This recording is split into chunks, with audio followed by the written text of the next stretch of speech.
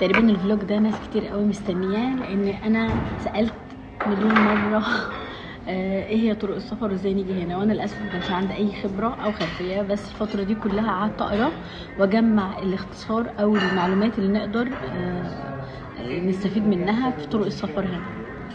طرق السفر هنا مفيش غير 4 انواع، يا اما تعمل تاشيره دراسه او تاشيره عمل او تاشيره بيزنس او لجوء او EU فيزا. دلوقتي طبعا بعد ما انجلترا خرجت من الاتحاد الاوروبي فالاوروبيين كلهم لازم يعملوا اقامات. هبدا معاكم بالتاشيره بتاعه الدراسه واقول لكم بالظبط ايه اللي هم محتاجينه. معلومه كمان مهمه جدا عشان محدش يضحك عليكم، هنا في انجلترا كل واحد بيعمل كل حاجه بنفسه. يعني انت عايز تسافر هتقدم لنفسك ابلكيشن السفر، انت هتملأ معلوماتك بياناتك، محدش بيعمل لحد اي حاجه. ولو انت محتاج مساعده في الانجليش دي بقى المشكله. الانجليش هنا مهم، فانت لازم تكون عندك خلفيه بحيث ان انت تعرف تملى الفورم بتاعتك بنفسك عشان محدش يضحك عليك ويقولك هات فلوس وانا اعملها لك. فبكده هو يحط معلوماتك انت منين، لازم يكون قاعد معاك. الاحسن ان انت تعملها بنفسك. فيزا السفر سهله جدا، هي الاصعب حاجه فيها القبول او الرفض من السفاره ذات نفسها، انما ان انت تقدم على ابلكيشن السفر سهل جدا، ممكن اي حد يعمله. تابعوا الفلوجز الجايه لان هتكلم عن طرق السفر لانجلترا، وحاسه ان ده ممكن يساعد ناس كتير جدا عايزه تسافر او عايزه تدرس بره او عايزه تشتغل في انجلترا.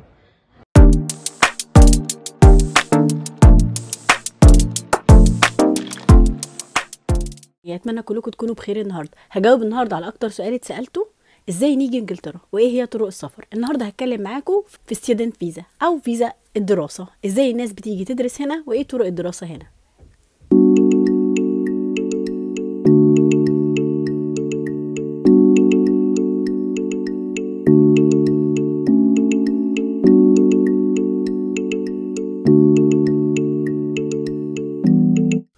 ستودنت فيزا حاجتين، يا اما ماستر او PhD، الاثنين لازم تكون مخاطب الجامعه من هنا، من وانت في مصر تكون مخاطب الجامعه من هنا وشايف الاوفرز اللي في الويب سايت، بتشوف الكورس اللي انت هتدرسه او الدراسه اللي انت هتكمل فيها وتبدا تشوف ايه الشروط بتاعتها. اول حاجه في حاجه اسمها conditional offer وفي unconditional offer. الكونديشنال اوفر بيبقى طالب فيها الايلتس سكور او مستواك في الانجليش ايه، دي اهم حاجه في الستودنت فيزا. وبعدين ممكن تتحول لانكونديشنال اوفر، بس خلينا نتكلم ايه تاني الشروط اللي المفروض تكون انت توفرها عشان تاخد الفيزا دي.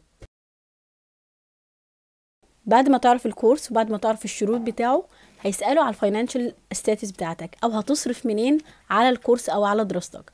سكولرشيب دي اهم حاجه لازم تكون واضحه قدامك. هل السكولرشيب معروضه من الجامعه، يعني ممكن الجامعه تصرف على دراستك كلها، ولا السكولرشيب ولا انت هتصرف عليها من جيبك انت، ولا الجامعه في مصر هي اللي هتصرف عليها.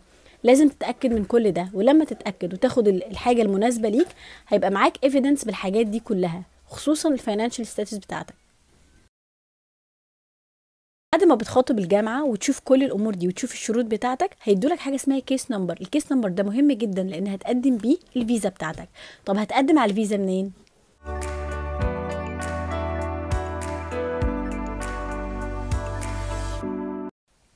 هتقدم على الفيزا من موقع اسمه gov.uk، انا هسيب اللينك بتاعه في الديسكريبشن تحت تقدروا تشوفوه. gov.uk في كل انواع الفيزا بتاعت الدراسه اسمها تير 4، بتمشي خطوه خطوه في ابلكيشن الفيزا، وطبعا بيدولك الفيزا على حسب مده الدراسه. يعني لو ماستر هتاخد الفيزا بتاعتك بسنه، لو PhD هتاخد الفيزا ب4 سنين.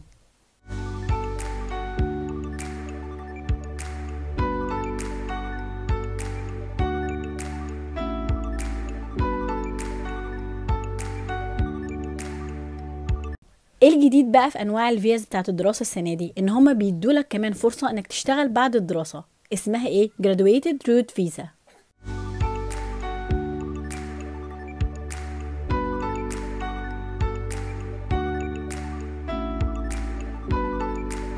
دي بتبقى 2 year work after الماستر، والPhD 3 year work، يعني بيدولك وقت انك تدور على شغل بعد دراستك، ودي ما كانتش موجوده في الاول.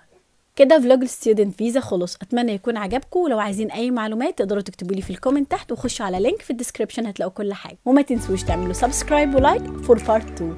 باي باي.